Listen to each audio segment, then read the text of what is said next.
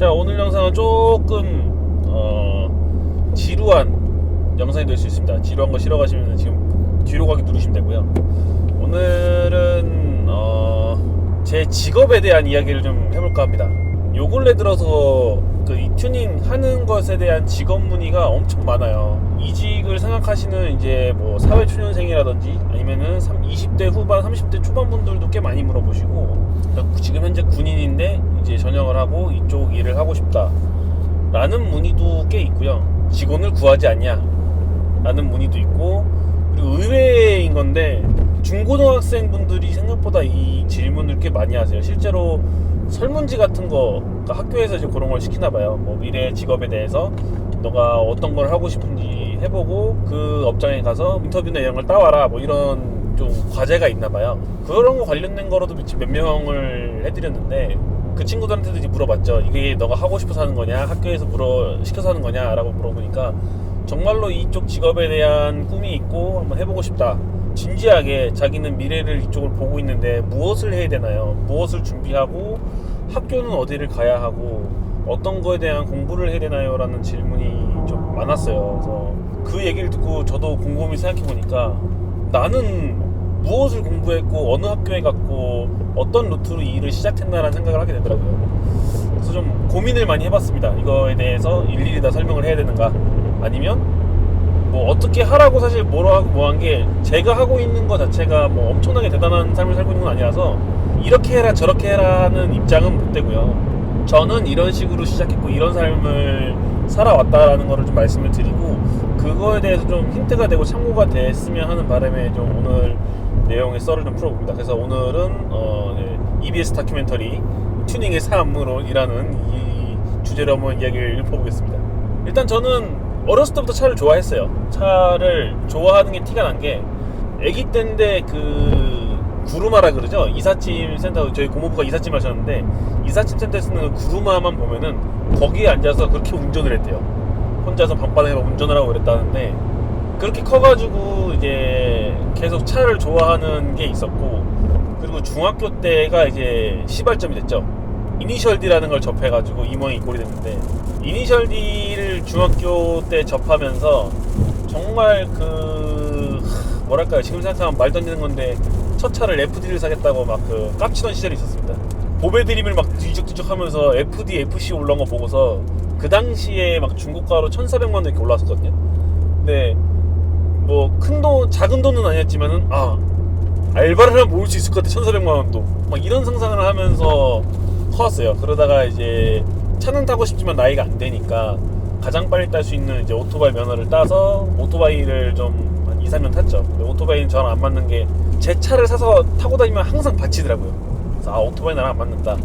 그래서 뭐 오토바이 사고도 많이 나고 이제 그거를 접고 이제 면허를 딸 수 있는 시기가 됐을 때 나는 정말 내가 차를 사고 타고 싶다는 생각에 고등학교 3학년 때 2학년 말, 중순 말부터 3학년 때까지 해가지고 그 1년간 한 1,500만 원을 모았어요. 알바 해가지고. 그래서 그 당시에 제가 면허도 따기 전에 첫 차를 샀습니다. 무려 1,500만 원이나 주고 그 당시에 핫했던 이제 아이서티 FD 디젤 수동을 이제 사서 제 첫 차를 샀죠. 면허도 따기 전에. 그렇게 차를 사가지고 알바로 계속 이제 보험료나 이런 건 아버지가 내주시고 알바로 그 차를 유지하면서 차를 타오면서 동호회에서 인연도 생기고, 차를 어떻게 샀으니까 정비를 해야 되잖아요. 튜닝도 하고 싶고. 그래서 이거를 이제 뭐 정비도 하고 튜닝도 해야 되는데 뭐 모르니까 근처에 있던 정비소를 갔었는데, 그 정비소가 지금의 우리카 프라자였어요. 동네에 우리카 프라자가라는 거를 이제 나중에 알고 보니까 그게 이제 일반 정비소가 아니라 튜닝하는 데였고, 이제 우리카 사장님은 일반 정비도 많이 하지만 뭐 서킷이나 와인딩 위주의 약간 좀 스포츠 드라이빙에 맞는 하체 셋업, 뭐 기어비 바꾸는 거 이런 거를 위주로 많이 하셨는데, 그것도 모르고 이제 그게 항상 좋다고 거기 가서 눌러 앉아서 구경하고 그랬었죠. 19살 졸업할 때쯤 전후로 해서 이제 대학 진학에 대한 고민을 하게 되는데, 이제 아버지가 물어보시죠. 너는 대학을 갈 거냐 말 거냐. 평생 하고 싶었던 거 없었고, 뭔가 원래 제가 어렸을 때 운동만 해왔거든요. 운동만 하는 삶이라 가지고 운동을 그만두고 이제 차에 미쳐서 그러고 있었는데, 대학을 갈 거냐라는 질문에 그 처음 질문하셨을 때는 안 갈 거다라고 했어요. 왜냐면 내가 가고자 하는 대학도 없었고 거의 12년 가까이 운동만 해오던 삶에서 운동을 그만두고 안 하던 공부를 붙잡으려고 하면 당연히 이제 와닿진 않고요. 공부머리가 없진 않았는데 공부머리를 쓰는 것보다 잔머리에 더 특화되어 있는 캐릭터였어가지고 당장 성적도 안 나온 상태고 뭐 내신은 뭐 당연히 못 볼 것도 없고요. 뭐 다 박살난 상태에서 대학을 갈 거냐? 당연히 제 상황에서 갈 수가 없었죠. 오히려 대학을 진학하는 것보다는 빨리 그냥 취직해가지고 돈 벌어서 지금 내가 타는 차를 유지하고 튜닝하는 데 좀 더 신경을 많이 쓰고 싶었어요. 그래서 고민을 한참 했는데 우연의 기회로 검색을 하다가 전문대학을 접하게 됐어요. 지금도 있나 모르겠네. HK라는 이제 그 서울역 쪽에 자동차 전문대학인데 전문 학교죠. 대학이 아니라. 어쨌든 2년을 수료하면은 대학증이 나오고 거기 과정에 보면은 일반 정비를 기본 베이스로 시작해서 튜닝하는 것도 있고 뭐 레이스과도 있고 이렇게 좀 나눠져 있어요. 아자대랑 좀 고민을 했던 것 같아요. 그 당시에도 아자대가 있었는데 아자대를 가냐 거기를 가냐 하다가 아자대 너무 멀리 있으니까 그나마 가까운 이제 거기를 가자. 그래서 이제 진학을 했죠. 대학을 가는 걸로 해가지고 학교를 다녔습니다. 1년 중에 한 3분의 1은 PC방 했던 것 같아요. 그리고 한 3분의 1은 드라이브 다니다고 놀러 다닌 것 같습니다. 나머지는 어쨌든 출석해야 되니까 출석했죠. 그런 건데 제가 대학을 다녀보니까 이게 뭔가 대학교에서 배울 게 있다? 나는 이걸 배우고 싶은데 이걸 가르치지가 않아라는 게 많이 컸어요. 어쨌든 대학에서 가르쳐주는 거는 자동차라는 거에 대한 기초, 뭐 세시 부분, 파워트레인, 전기 뭐 이런 거 관련된 기본적인 베이스를 알려주는 건데 그 당시 때의 제 생각은 이런 걸 지금 배워서 뭐해? 라는 생각을 갖고 있었죠. 근데 지금 생각해보면 되게 중요한 내용들이에요. 내가 자동차를 이해하는 데 가장 베이스가 되는 내용들이니까 전기계통이 어떻게 통신이 이루어지고 어떻게 이제 작동을 한다라는 부분들, 그리고 이제 세시의 기본 구성품들, 뭐 만들어지는 과정들, 소재에 대한 거, 그리고 파워트레인은 뭐 당연히 엔진 미션이라든지 이런 부분에 대한 것들이었으니까 그런 것도 이제 당연히 기초 학습이 필요했던 부분들이었는데 그 당시에는 이제 오만 가오와 자만감에 쌓여 있어가지고 내가 이딴 거를 배울 레벨이 아니면서 깝치던 시절이었던 거라 그러고서 이제 학교에 잘 안 나갔죠. 잘 안 배웠고 그래서 뭐 학교 다닐 때도 사실 성적은 뭐 그리 좋지 않은데 뭐 해봐야 B 플러스 공부 깨끗하게 해가지고 그 정도 받으면서 1년을 꿀꿀 다녔죠. 그리고 학교 프로그램 중에 레이싱 캠프에 견학을 가는 게 있었어요. 그 당시에 저희가 학교가 록타이트 팀이랑 이제 협약이 맺어져 있는 상태였어가지고 록타이트 HK 레이싱 팀인가라는 이름으로 그 KSF라는 경기에 나가고 있을 시절이라 교수님이 계속 저 이제 방황하고 놀고 다니니까 너 그렇게 놀고 다니고 깝칠 거면은 그 레이스 팀에 가서 견학이라도 한번 해봐라. 그래서 가면 용돈도 준다. 아 그러냐? 알겠다. 가보겠다 하고서 간다고 말은 했는데 간다고 하는 게 이제 태백이더라고요. 멀어요. 태백 한 4시간 걸렸는데 진짜 가는 게 지금처럼 길이 잘 안 뚫려 있어가지고 가서 이제 그 레이스 팀에 대한 분위기도 보고 경험도 해보고 했는데 그 당시에 계셨던 치프님의 말씀이 또 잊혀지지 않습니다. 너네는 절대 이 길을 들어오지 말아라.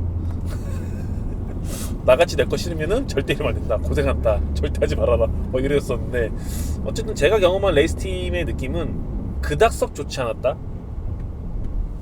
그닥 썩 좋지 않았다가 맞는 것 같아요. 그냥 분위기 자체가 그 당시 저희 이 팀 KSF 나가던 팀들 중에 돈을 가장 많이 썼던 데가 뭐 팀 106도 있었고 그 당시에 이제 류션 선수가 스폰도 많이 받고 할 때여서 막 피트 3동씩 쓰고 한 동에는 다 타이어고 한 동은 자기들 이제 쉬는 공간이고 한 동은 차량 정비하는 공간이고 서한 퍼플 서한도 있었죠. 서한도 있던 걸 기억해요. 뭐 이렇게 있었는데 저희 팀은 약간 가난한 애가지고 피트 한 동 쓰면서 돈도 없어가지고 막 예선 연습도 힘들게 했던 그런 시절이 있었거든요. 그런 분위기를 보니까 이게 팀의 전체적인 분위기가 다른 데랑 비교했을 때 뭔가 화기애애하는 분위기도 쉽지 않았고 그리고 그 당시 자체가 뭔가 연습도 하고 해야 되는 연습도 못하고 악천후에 막 이런 경우다 보니까 다들 예민한 상태예요.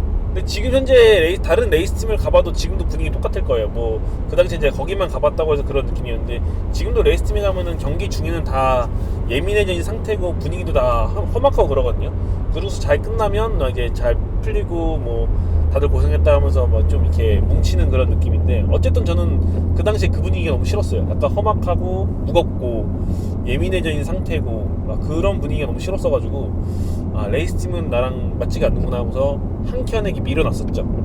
그렇게 견학을 하고 와서 학교 1년을 마치고 이제 2학년으로 넘어가는 시점에서 고민을 하게 됩니다. 이거를 계속 다니는 게 맞나? 막 이런 고민을 하던 찰나에 영장이 날라왔습니다. 군대를 가야 되네요.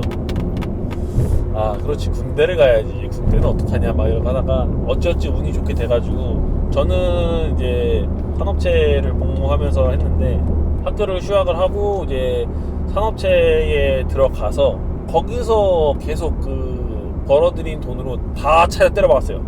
150을 벌면 200을 차에다 박습니다. 150을 벌면 200을 박는다. 도대체 뭘 박느냐? 보통은 이제 저희한테 오는 손님들처럼 돈을 모아서 튜닝하러 오시잖아요.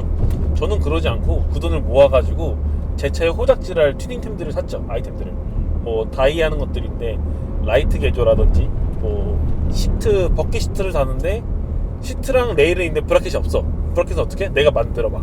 전기 용접기로 만들어봐.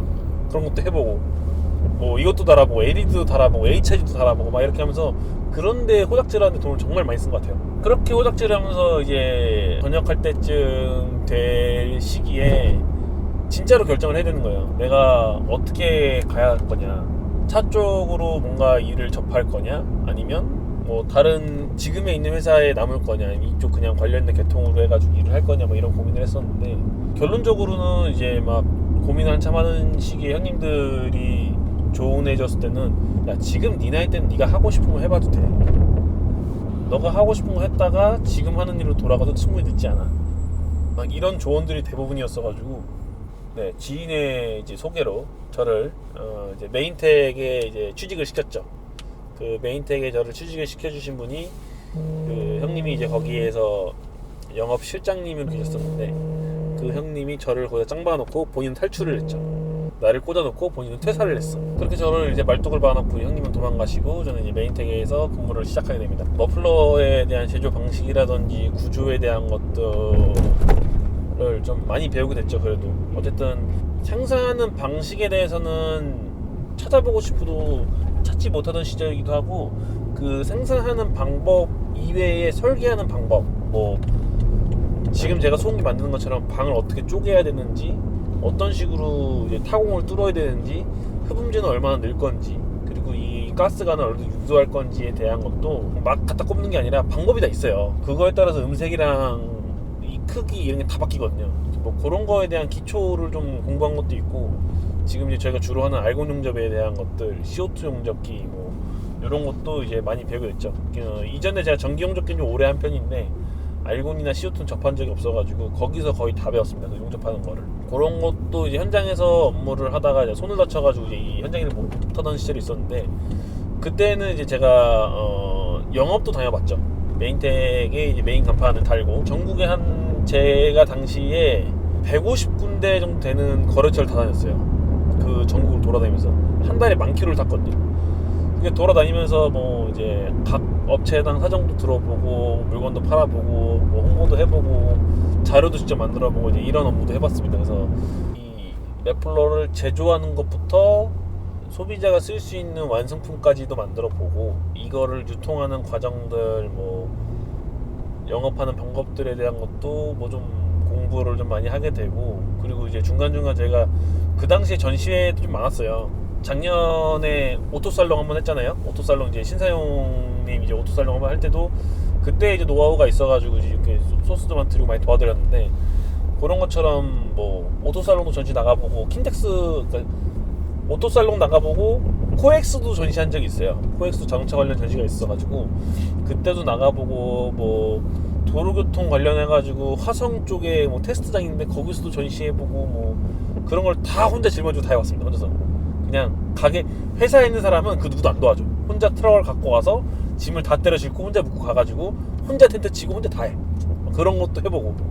그래서 막 온갖 고생도 다 해봤는데, 그렇게 고생을 많이 하다 보니까 이게 업을 내가 좋아서 시작한 건데 어느 순간 너무 업무라는 게 스트레스가 쌓여가지고 일이 되니까 이 일 자체가 하기가 싫은 거예요. 그래서 그 또 일을 하다가 방황이 왔죠. 내가 이 일을 계속 하는 게 맞는가, 막 고민하던 찰나에 제가 이제 그 당시에 협회 내 회의도 많이 다녔거든요. 튜너 협회도 계속 이제 뭐 개선하고 뭐 바꿔야 될 게 있다라는 이유로 제가 이제 협회 소속이었는데, 그거를 대표로 가서 이제 회의도 하고 하는 과정에서 그 당시에 지금 BTR에 계시는 이제 이대일 시장님이 항상 저를 보면 그런 얘기를 해요. 고생이 많다고, 혼자 뭐 이렇게 고생을 하냐고, 왜 너 혼자 왔냐, 사장님 어디 가셨냐, 부장님 어디 가셨냐, 그래 고생이 많다. 항상 나를 보면 되게 불쌍하게 봐. 그냥 쟤는 고생하네, 불쌍하네, 막 그렇게 보시고 인연이 닿고, 심지어 제가 이제 실장님한테 매핑하러 하는 손님이었는데 제가 업으로 바뀐 거여가지고, 그러다가 어느 순간 전화가 오셨죠. 내가 지금 토콘이랑 이제 같이 있는데, 토콘에서 그쪽 너가 하는 분야에서 직원을 구하려고 한다, 매니저를. 그래서 너 넘어올 생각이 있냐라고 이제 하시는 거예요. 그래서 이제 스카우트 제의를 하셔가지고 고민 안 하고 갔죠. 가가지고 이제 면접 보고 뭐 이런저런 상담도 받고 얘기하면서 이직을 결심하게 됩니다. 그래서 제조, 생산, 유통하는 이 과정에서 실제 필드 셋업하는 이제 튜닝샵으로 건너오게 돼요. 건너와서 첫 번째 느낀 거는, 이게 제조하는 공장과 실제 필드는 많이 차이 난다. 그리고 내가 해왔던 거는 정말 그게 일부인 거고, 내가 여지껏 자동차에 대해서 잘 그래도 나름 알았다고 했던 것도 정말 그게 일부구나. 세상은 넓고 알 거는 많다. 그리고 나는 참 족밥이었다 라는 거를 더 경험하게 됩니다. 그게 뭐였냐면, 당시에 실장님이 이제 여기 한국에도 있지만은 미국에도 BTR이 있었어요. 그때도. 지금도 운영을 하시나 모르겠는데, 그 당시 이제 협력사 BTR이 있어가지고 미국에 한 2달에 한 번씩 가시는 거예요. 한 일주일 단위로, 일주일에서 많게는 2주 단위로 가셔서 매핑도 하고 세팅도 하고 돌아오시고 이렇게 하는데, 그러면 이제 제가 한 번씩 이제 여쭤보죠. 뭐 트윈터보 어떻게 세팅하나요? 뭐 슈퍼차저는 어떻고, 뭐 무슨 차는 어떻게 세팅하고, 이거는 어떻고, 막 이렇게 물어보는데, 진짜 우리가 알고 있는 이 한국에서 튜닝하는 정도는 거의 동남아 수준인 거예요. 미국에 비교하면은. 저거 진짜 막 너무 사진으로만 봐도, 영상으로만 비교해봐도 우리나라는 정말 수준이 많이 떨어지는가 싶을 정도로 이 레벨이 차이가 많이 나는 거죠. 그 부분에서도 진짜 많이 깨닫게 되고, 제가 알고 있던 거 잘못된 것도 많이 고치게 되고, 지금 제가 세팅하는 거에 대한 뭐 기본 베이스 지식이라든지 뭐 이거는 무조건 이렇게 해야 된다라고 이제 고집하는 부분들도 그 당시에 좀 생기는 것도 있어요. 실장님이 이제 하드웨어 세팅은 이런 식으로 해야 되고, 실제 이렇게 하면 이런 결과물이 나온다. 요런 뭐 A를 접했을 때는 B가 나오는 게 아니라 C가 나오고, 잘못하면은 Z가 나와서 엔진이 폭발한다. 뭐 이런 것들. 그리고 이제 우리가 가장 궁금해하면서 못하는 것도 있잖아요. 노스를 세팅하는 것도, 저는 단순하게 그냥 노스를 쏘는 건 줄 알았는데, 보니까 노스를 쏘는 게 아니라 노스에 대한 분사 세팅 값이라든지 거기에 맞는 맵 데이터도 다 다르고, 그냥 이게 상시로 쭉 쏘는 게 아니라 필요에 의해서만 분사하는 것도 있고, 이게 차이가 많더라고요. 접해보지 않다 보니까 사실 그걸 잘 몰랐어가지고, 뭐 그런 것들에 대해서 좀 공부를 하게 되고, 일단 토콘에 와서 또 이렇게 많은 거를 공부하고 배우게 됐죠. 원래 경차를 주로 하던 튜닝샵이었는데, 저는 경차보다는 좀 큰 차를 하고 싶다고 그래가지고 이제 아반떼 스포츠를 주려고 해서 진짜 뻥 조금 못해가지고 1년에 저희가 아반떼를 한 1000대 가까이 했어요. 작업을 막 주말만 되면은 막 마당에 14대 15대가 서 있었으니까, 차가 너무 많이 와가지고 그 정도로 많이 했는데, 그때 하면서 거의 1.6의 데이터, 1.6 터보에 대한 이 감마 터보에 대한 데이터는 다 만들었죠. 다 수집하고 다 만들었고, 뭐 스테이지 2, 3 플러스 뭐 몇 마력까지도 세팅해보고, 뭐 이렇게도 해보고 저렇게도 해보고, 진짜 뭐 안 될 셋업도 다 해봐가지고, 지금 제가 1.6 터보들 세팅하는 거에 대한 데이터는 그 당시에 이미 다 만들어진 거예요. 17년도 때. 그래서 토콘에서 1년을 하면서 차에 셋업하는, 이 하드웨어 셋업하는 거에 대해서 진짜 많이 공부했죠. 우리가 뭐 구글링을 하든 네이버를 찾든 어쨌든 서칭에서 나오는 데이터랑은 실제 세팅했을 때 그거랑은 완전 다르니까, 제가 이제 와이프랑 좀 일찍 만나가지고 결혼을 하면서 잠깐 이 일을 접었습니다. 근데 이제 자동차 쪽은 해보니까 사실 먹고 살기 힘들지 않을까라는 생각에서 왜냐면 그 당시에 저희가 9시에 출근을 하면은 세팅하고 뭐 하면은 12시 1시까지 하고 퇴근을 했어요. 테스트도 해야 되고 뭐 다이너 위에서 뻗는 차들도 있었고 오늘 어떻게든 출고를 해야 되는데 좀 딜레이 된다 하면 그걸 마무리했어야 되니까 그런 부분에서 이제 시간이 딜레이 되는 게 많았는데 그게 그런 부분들 때문에 이거는 생업으로 하기에는 사실 스케줄 맞추기가 쉽지가 않다 그런 생각에서 이제 와이프랑 결혼한다고 그 결정을 했을 때 이 일을 접어야겠다는 생각을 했죠. 그래서 토콘을 근무하다가 중간에 제가 잠깐 퇴사를 합니다. 이제 사장님한테 양해를 구하고 이런 부분 때문에 이제 결혼을 할 건데 안 될 것 같습니다. 퇴사를 했다가 한 6개월 만에 사장님이 저를 찾아오셨어요. 사장님이 찾아오셔가지고 사장님이 개인 사정이 있어서 이게 회사를 컨트롤하기가 어려운 사정이 됐는데 이거를 너가 와서 해줄 수 있겠냐라고 하셔가지고 와이프랑 상의하에 다시 토콘으로 돌아가죠. 그렇게 해서 토콘에 총 한 3년 넘게 근무를 하면서 많은 시스템을 바꿔놨죠.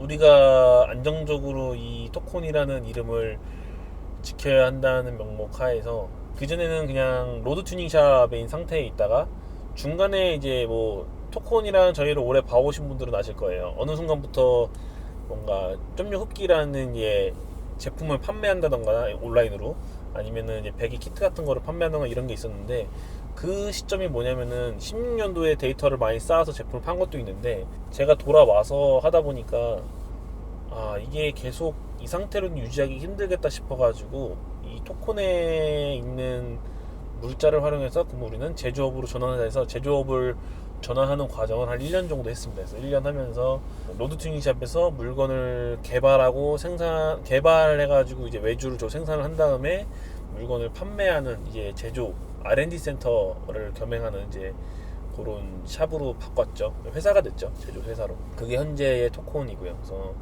그렇게까지 시스템을 바꿔놓고 저는 퇴사를 하고 제 개인 샵을 오픈했는데 제 개인 샵을 오픈을 하면서도 어떤 생각을 했냐면 나 혼자 적당히 먹고 살 정도만 해야지 우리 가족이랑 먹고 살 정도만 해서 그냥 조용히 살아야겠다 조용히 그냥 내일 하면서 살고 싶다라는 생각을 갖고 있어요. 그게 토콘 하면서 하도 쓰잘데기 없는 구설수도 많이 오르고 제가 지금도 그러지만은 그 당시에 하루 통화가 보통 전화가 하루에 50번에서 많게는 막 70명한테도 와요 전화가. 그 과정을 막 일주일 한 달 내내 막 들들볶고 하니까 거의 뭐 최소 못해도 1000명 이상과의 상담을 하고 통화하고 막 이러는데 그게 다 좋은 내용만 있는 게 아니라 쓰잘데기 없는 것도 있고 막 이상한 진상들도 있고 그랬었거든요. 그런 것도 있고 이게 우리가 작업을 많이 하고 하다 보니까 막 쓰잘데기 없는 구설수도 올라요. 안 좋은 얘기도 있지만 다른 건 뭐가 있었냐면은 보통 제가 손님이랑 통화하면은 되게 이제 그런 거죠. 작업에 대한 방법이라든지 작업에 대한 금액 안내가 이제 주 업무였던 건데 한 동호회에서 그런 얘기가 나옵니다. 자기가 이제 토콘의 한 실장이랑 너무 친하고 잘하는데 그 친구는 뭐 말만 나면 돈 얘기 나온다는 거예요. 근데 중요한 건 나 그 친구를 몰라. 나 걔를 난 걔를 그 사람 몰라. 나는 손님 리스트에 있던 건 기억은 나요. 근데 그 사람이랑 나는 통화를 하면 돈 얘기밖에 안 하는데 당연하지. 돈 얘기 관련된 거 물어보니까 뭐 작업하면 얼마나 물어보는데 그런 게 얘기 안 나오죠. 막 그런 부분들부터 해가지고 이건 사소한 거고 막 시작부터 많았는데 막 업체에서 험담하는 것도 있고 뭐 누가 빠르니 느리네 막 이런 얘기도 있었고 뭐 여기서 작업하면 뭐 문제가 있니 뭐 이런 얘기도 있고 했는데 어쨌든 다 그냥 구설 쓰고 문제가 정말 있었으면 지금까지 못 왔을 거고 그런 것들이 있었다 보니까 그냥 나를 믿고 와주는 손님들한테서만 작업을 해서 그냥 먹고 한번 해야지 하고서 샵을 오픈을 했죠. 1년쯤 지났을 때 이제 정한이가 일하고 싶다고 들어오고 정한이라는 친구는 이쪽에 일을 해보지 않은 친구예요. 아예 차 쪽으로는 지식도 거의 제로에 가까운 상태에서 일을 시작해서 지금 저랑 거의 2년 가까이 있는데 지금은 이제 많이 보고 하니까 많이 배웠죠. 본인 차도 사가지고 튜닝도 직접 해보고 직접 세팅도 하고 막 이러고 있는데 그래서 직원 정한이가 한 명이 늘고 저희가 이제 정한이가 있으니까 회사를 더 확장해야 된다는 생각에 식구가 생겼으니까 이게 저 혼자 있을 때는 그만큼 공간 조금만 있어도 상관없다고 생각했는데 직원이 늘어나고 식구가 늘어나니까 직원이 늘어나서 돈을 더 벌어야지 이런 것보다도 얘가 그래도 어디 회사에 취직했다고 왔는데 저기 조그만 구멍가게보다는 더 큰 가게가 좀 어깨를 세워줄 수 있는 게 될 거고, 정환이 씨가 뭐라 그러냐면 회사를 이사하면서 너가 그래도 이 바닥에 어디 가서 대분이라는 이름을 댔을 때 거기가 어디요? 라는 말은 안 나오게 해줄게 라는 게 약속이었어요. 그래서 그 친구를 채용한 것도 있었고, 그래서 회사를 이전하면서 규모를 키워가고 있는 발판을 닦던 와중에 양일이란 친구가 들어오고, 지금의 이제 우리 촬영해주는 세연이도 같이 들어온 건데, 그 친구들한테 약속해준 건 뭐냐면은 내가 이 회사를 최대한 키워서 튼튼하게 만들어 놓고 그냥 일반 구멍가게 튜닝샵처럼 게으르고 막 이런 사기나 치고 말도 안 되는 데를 만드는 게 아니라 제대로 되고 어디 가서 우리가 어깨 피고 일할 수 있는 환경을 만들어 보자 하고서 지금까지 온 거거든요. 어쨌든 저는 이제 이렇게 해서 거의 근 10년을 이 바닥에서 생활을 해왔고, 지금까지 이 생활을 해옴에 있어서 학력이 방해가 됐냐? 그렇지 않습니다. 돈이 문제냐? 뭐 문제가 아니라고 하면은 좀 아니겠지만, 어쨌든 그 돈 때문에 발목이 잡혀서 이 일을 못 하지도 않았어요. 그래서 이 일을 고민하는 친구들이 저한테 물어보는 게 이제 그런 거예요. 이거를 하려면은 어느 학교를 나와야 되나요? 어디서 공부를 해야 되나요? 막 이런 얘기를 하는데, 현실적으로 우리나라에서 어느 대학을 가서 이 업을 배울 수 있다, 한 군데도 없다고 생각은 해요. 그리고 제가 삶을 살아오는 게 사실 정상적인 루트로 살아온 건 아니거든요. 평범하게 공부를 해서 고등학교에 가가지고 뭐 내신을 올려서 어느 대학에 가서 2년제든 4년제든 졸업해가지고 거기서 뭐 나와가지고 어느 대학 어느 회사에 들어가서 회사에서 막 공부를 한 다음에 나와서 본인 창업을 했다, 아니면은 뭐 그 회사 오래 일했다, 그런 케이스가 아니라 어렸을 때부터 이미 이 일이랑 이 차라는 형태의 돌아 있는 상태였어 가지고, 차를 탈 수만 있으면 돈을 벌면 된다. 근데 그게 내가 이 차를 만지는 거에 있어서로 돈을 벌면 좋겠구나 라는 생각을 가지고서 했던 거고, 학교에 갔을 때도 이 튜닝에 대한 업을 배운 게 아니라 자동차에 대한 기본 베이스를 배우고 정비하는 거에 대한 걸 배운 거지, 학교 가서도 이런 거를 배우지는 않았고요. 지금도 보면 요즘에 ECU 매핑 이런 것도 배운다 그러더라고요. ECU 매핑을 그냥 체험하는 정도로 배우고 내연기관 가볍게 배우고 심화 과정으로 넘어가면은 2학년 되면 다 전기차에 대한 걸 배운대요. 전기에 관련된 거, 모터 관련된 거, 뭐 그런 거, 배터리에 대한 것들, 이런 거를 먼저 배운다 그러더라고요. 뭐 여러 군데 다 물어봐도 이 튜닝이라는 이 자동차를 업그레이드하는 기술에 대한 걸 알려주는 데는 한 군데도 없었어요. 있다고 하더라도 사실 제대로 뭔가 메커니즘을 가르치는 느낌은 아니었고, 그냥 기초 이론 정도? 그런 질문도 있었어요. 자동차 정비와 튜닝을 놓고 보면은 뭐가 우선이냐라는 얘기가 있는데, 당연히 자동차 정비가 우선입니다. 그러니까 메커니즘을 이해를 해야 자동차를 수리할 수 있고요. 자동차를 수리할 수 있어야 그거를 업그레이드 할 수 있는 기술에 대한 이론이 생겨나요. 그렇기 때문에 자동차에 대한 기본 이론과 정비에 대한 거는 습득을 하시면 좋아요. 무조건. 그게 학원이 됐든 학교가 됐든 뭐 나와서 본인이 정비소에 들어가서 일을 하든, 그런 거는 네, 하면 꼭 좋을 것 같습니다. 그래서 그렇게 그런 데서 일을 하고 기본 이론이 있어야 뭔가 이제 튜닝을 하겠다고 해도 본인이 이해가 더 쉽고 좀 재밌게 일할 수 있지, 그러지 않으면 조금 막막할 수도 있어요. 내가 정말 이 일이 하고 싶은 건지, 그러니까 저희가 하는 것처럼 퍼포먼스 튜닝 하는 거를 정말 하고 싶은 건지, 아니면 자동차라는 그냥 그 매개체가 좋아서 그 관련된 걸 통틀어서 보다 보니까 이런 것도 있어 이걸 하고 싶어 하는 건지. 왜냐면 자동차업은 이것만 있는 게 아니라 다양해요. 랩핑도 있고 뭐 외장관리 판금 도장도 있고 뭐 휠타이어 하는 데들도 있고요. 그리고 뭐 실내 리스토어 하는 데들도 있고 뭐 LED 튜닝도 있고 뭐 다양합니다. 종류가 워낙 많기 때문에 이렇게 내가 정말 무엇을 좋아하고 어느 걸 하는 거를 맞는지를 한번 꼼꼼히 보시면 좋을 것 같고, 중요한 건 내가 좋아하는 것과 잘하는 건 다른 겁니다. 뭔가 이 두 가지를 다 가지고 있는 친구는 흔하게 본 적이 없고, 지금 저희 가게에 있는 친구들은 그래도 본인들이 이 일에 관심이 있고 좋아하는데 그만큼 손기술이 따라가요. 센스도 있고 다 따라오는 친구들이라 뭐 괜찮은데, 그 외에 제가 데리고 있던 친구들 생각해보면 빡대가리도 생각보다 좀 많았습니다. 진짜 심한 표현으로 저 새끼는 사람인가 싶은데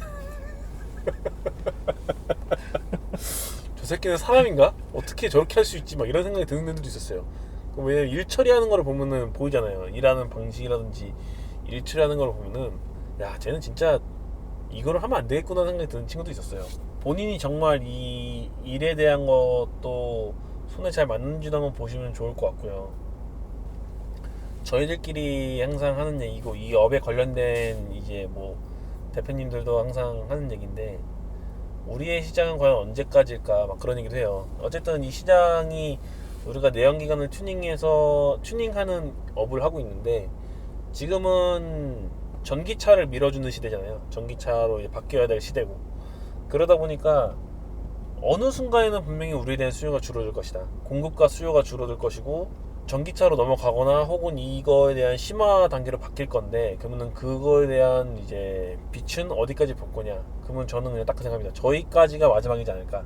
그냥 우리가 하고 있는, 지금 현재 일을 하고 있는, 현역에서 뛰고 있는 사람들이 마지막 세대가 되지 않을까라는 생각도 들 때도 있어요. 왜냐면 전기차가 실제로 재작년 뭐 16년, 17년도까지만 해도 전기차 나왔다면은 뭐 얼마 못 가 충전하고 이래야 되는데, 18년, 19년도 되자마자 완충하면은 뭐 300km, 400km는 우습게 가는 차들도 나오기 시작했고, 그리고 점점점 발전해가지고 지금 불과 몇 년 사이에 시스템도 많이 바뀌고, 이제 완충하면 600km 넘게 가는 차들도 있고요. 물론 비싸긴 하지만 무서운 속도로 발전을 해요. 많이 바뀌고.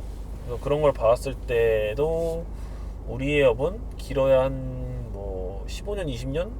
정말 길게 봐도 그 정도이지 않을까? 그러면은 그 뒤에는 뭐가 남냐?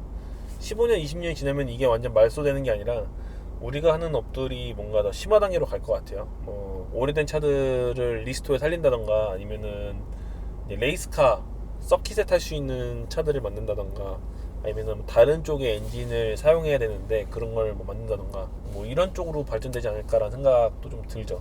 지금 이제 사회초년생이라든지 중학생, 고등학생인데 내가 성장해서 이런 업을 하고 싶다라고 하는 친구들한테는 조금 독이 될 수도 있어요. 정말 좋아하는 일이지만은, 좋아하는 거를 해나가는 거는 30대까지예요. 20대 후반, 30대 초반까지고, 그 다음부터는 내가 먹고 살 길을 고민을 안 할 수가 없어요. 그런 걸 생각하면 지금 자라나는 친구들한테는 이거 하지 말아라라고 얘기하고 싶죠. 솔직하게 10명이 다 덤벼들면 10명이 다 성공하는 거 아니니까, 그 중에 1명, 2명 살아남을까 말까 하는 시장인데, 그 시장 와중에도 그 줄어든다고 하면은 그 친구들한테 더 기회가 없을 거니까, 최종적으로 말씀드리면 추천드리고 싶지 않다. 지금 이제 꿈을 꾸고 있는 친구들에게는 20대 중반, 20대 후반, 30대 초반인 분들이 이제 가게에도 직접 오셔가지고 보면서 견학해보고 싶다, 구경이 되냐 이렇게 오신 분들도 생각보다 꽤 많아요. 근데 그분들도 자기가 차를 좋아하니까 이걸 넘어오고 싶대요. 이 직업을 이걸 바꿔보고 싶다 라고 하시는데, 그분들한테는 그냥 딱 그 얘기하고 싶은 게, 가볍게 보지 말고 쉽게 생각하지 말고, 좋아한다고 다 되는 게 아니라 이 타이밍도 잘 맞아야 되고, 내가 이직하고자 하는 이 회사도 잘 맞아야 된다. 기술직은 어느 카테고리나 똑같지만은 자기 사수를 잘 만나야 됩니다. 사수를 진짜 그지같이 만나면은 본인이 아무리 센스가 있고 좋아도 그지같이 배워요. 정상적인 것도 배우지 못하고 잘못된 방향으로 배우는 경우가 많기 때문에 사수를 잘 만나야 되는데, 그 잘 맞는 사수를 찾기가 쉽지 않을 것이고, 진지하게 고민을 해봐야 된다. 그리고 이제 마지막으로, 요거는 20대 초반 중반에 그 친구들한테 해당되는 내용일 것 같아요. 우리가 흔히 얘기하는 MZ세대, 그 MZ세대들 중에 20대 초반, 초중반에 오는 친구들이랑 이렇게 얘기해보고 면접도 본 적도 있거든요, 예전에. 근데 뭐라 그랬냐면은, 우리가 하는 일 자체가 업무 특성상 정시 퇴근을 정해놓고 일을 하지만은 특성상 야근을 할 수도 있다. 야근을 해서 늦게 끝날 수도 있는데, 물론 거기에 대한 수당은 다 챙겨주고 내가 뭐 고생하는 만큼 더 챙겨준다, 수당만큼. 그래도 괜찮냐라고 이제 이렇게 면접을 본 적도 있는데, 그 친구들에 대해 보면은 저 퇴근해야 되는데요? 저 퇴근해야 되는데? 이런 얘기를 해요. 진짜 옆에 온 말씀 뚝배기 쳤을 거야. 뚝배기를 깼을 거야 진짜. 그냥 본인 업무 시간 끝나고 퇴근해서 그러니까 본인의 이제 삶을 위해서 퇴근을 해야지, 하고 싶지. 뭐 누구는 다 이렇게 뭐 24시간 기기도 아니고 일하고 싶겠습니까? 그거는 이해를 하지. 근데 일을 배우고 싶어서 들어왔고, 그 일에 대해서 진중함이 있고 정말 즐기고 하고 싶으면, 좀 내가 하는 일이 늦어져서라도 마무리를 해야 되는 상황이 있으면 난 마무리를 하고 퇴근을 해야 된다고 생각을 하는 편이거든요. 근데 본인이 어쨌든 일을 하다가 내가 퇴근 시간이 되니까 그걸 내팽개치고 퇴근을 해야 돼. SNS만 그런 줄 알았는데 진짜로 그러더라고. 저는 그거 되게 심각하게 생각하거든요. 저도 시급제 4천 몇백 원씩 받으면서 알바할 때도 있었고, 월급쟁이로도 일해본 적도 있고 다 하지만은, 내가 한 일에 있어서 책임감을 가지고 일을 하고 마무리를 지어야 되는데 그게 근무 시간을 초과를 하든 안 하든 마무리를 지어야 된다고 생각을 하고 이제 책임감을 가지고 일해야 된다거든요. 내가 돈을 받는 만큼 책임을 가지고 일해야 된다. 그리고 거기에 대한 보상을 주는 거는 회사가 판단을 해서 챙겨줘야 된다. 챙겨줄 수도 있다. 무조건 난 그거 했으니까 보상 받아야 된다는 생각하면 사실 그거는 트러블이 생길 거고, 나는 내가 하는 거에서 월급 받은 만큼 시간이 들려야 되든 뭐하든 어쨌든 해결을 해나가는 거고 책임을 져야 된다는 생각을 가지고 있는 사람 중에 한 명이기 때문에, 이거는 제가 월급을 많이 받아서 였을 때도 아니고 기본급만 받고 일했을 때도 마찬가지였습니다. 그 일을 잘하든 못하든 내가 가벼운 일이든 어려운 일이든 그렇게 일을 하면서 일을 배워왔다 보니까 그런 거랑 상관없이 진짜 돈은 받아야겠고 퇴근 시간 됐으니까 내가 퇴근을 해야겠어, 그런 사상을 가지고 있으면 이제 이쪽 일은 안 하는 게 낫다. 그럴 거면은 저기 사무직 하는 데 있잖아요. 9시, 8시 반 9시 출근해가지고 5시 반에 땡 퇴근하는 이제 월급 180, 200만 원 주는데 그런 데 가서 일하시면 돼요. 현장직이나 기술직 관련된 거 뭔가 이렇게 다이내믹하게 변화되는 곳에서는 그렇게 완벽하게 지켜지지가 않아요. 지켜질 수도 없고, 그리고 본인이 하고 있는 업무 롤이 주어지는데 이 업무 롤이 뭐 본인의 의도든 의도치 않든 틀어지게 되면 시간 타임대로 움직일 수가 없어요. 그러면 거기에 대한 변수는 어떻게 하냐? 내가 내팽개치고 간다? 난 그건 아닌 것 같아. 해결할 수 있는 방법을 찾아 놓든 변수를 만들어 놓든 뭔가 해결책을 만들어 놓고 이제 일 처리하는 게 맞지 않는가. 그런 과정에서 시간이 좀 딜레이될 수도 있고 뭐 좀 그런 부분이 생길 수 있지 않을까. 그리고 그거에 대한 일 처리하는 과정을 평가해서 돈을 주는 거는 이제 회사의 몫인 거고, 뭐 월급 이상의 보너스를 주든 거기에 대한 수당을 주든 하는 거는 이제 그 회사의 몫인 거고. 실제로 저희도 야근하는 사례들이 꽤 많아요. 9시 출근해서 7시 퇴근인데 뭐 한두 시간 딜레이 퇴근할 때도 있고 뭐 30분 정도 일찍 끝날 때 있는데 얘네들이 일찍 끝나면 집에 잘 안 가. 아니 늦게까지 일을 하면 집에 오고 싶어 하는데 일찍 끝나면 지들 차를 뜯더라고요.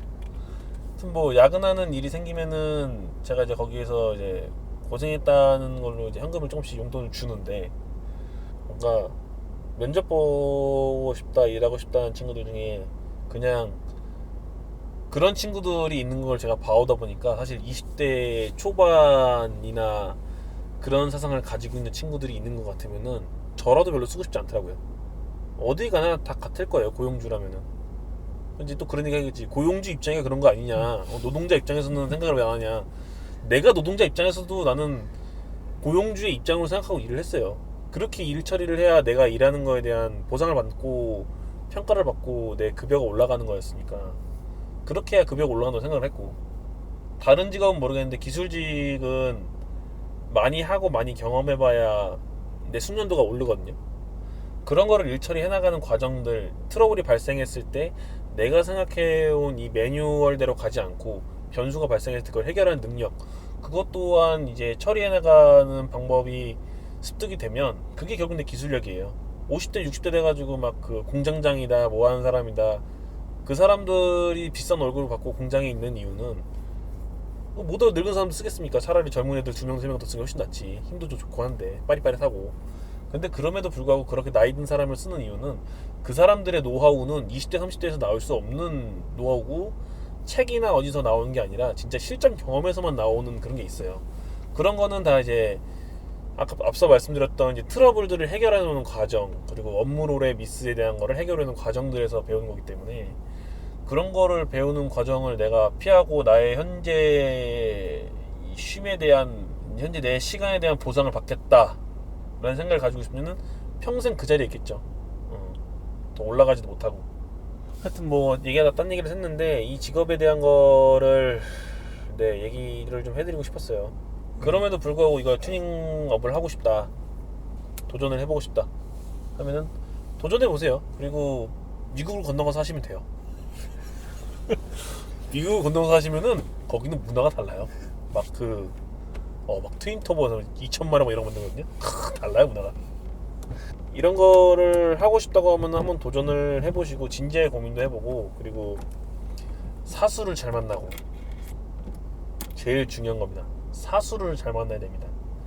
내가 배우고자 하는 업무에 대해서 제대로 배우고 경험해 볼 수 있는 곳을 가는 게 가장 중요합니다. 저는 그게 가장 중요한 것 같아요. 저는 여지껏 거쳐온 것들이 참 운이 좋게도 좋은 분들을 만났고 좋은 분들 밑에서 제대로 된 거를 보고 경험해오고 공부를 해와서 지금도 뭐 요만큼밖에 모르지만 차에 대한 메커니즘을 다 이해 못하고 이 심오한 것까지는 다 공부하지 못했지만서도 그 내가 하는 분야에 있어서는 그분들한테 그래도 베이스는 제대로 배우고서 일을 하고 있는 거라 여기까지 올 수 있었다고 생각을 하거든요. 그래서 사수를 잘 만나야 된다. 그렇습니다. 뭐 이 일에 대해서 그래도 궁금한 거 있거나 뭐 이렇게 좀 조언 아닌 조언을 들어보고 싶으시다면 DM이나 저희 이렇게 뭐 카톡이나 주시면 시간 날 때 보고서 제가 해드릴 수 있는 내용이 그 말들이 있으면은 내용들이 있으면 네 남겨드릴게요. 뭐 제가 알고 있는 내용 이렇게 전달해 드리는 게 뭐 돈 드리는 것도 아니고 뭔가 또 새로운 인재가 나타날 수 있는 도움이 된다고 하면은 네 뭐 기꺼이 해드릴 수 있습니다. 그리고 구인구직 안 합니다. 직원문의 좀 그만해요. 지겨워 죽겠어요. 사람 안 뽑아요 우리. 지금 있는 식구들로도 충분히 제가 하고자 하는 것들이라든지 합이 잘 맞아가고 있어서 굳이 새로운 친구를 뽑을 생각도 없고 그 정도 업무를 지금 감당할 만한 일이 그렇게 있지도 않아요 우리가. 딱 우리끼리 할 정도만 하는 거라서 직원은 뽑지 않는다. 이 일을 하고 싶으면 사수를 잘 만나라. 그렇다. 오늘 영상은 여기서 마무리하겠습니다. 감사합니다.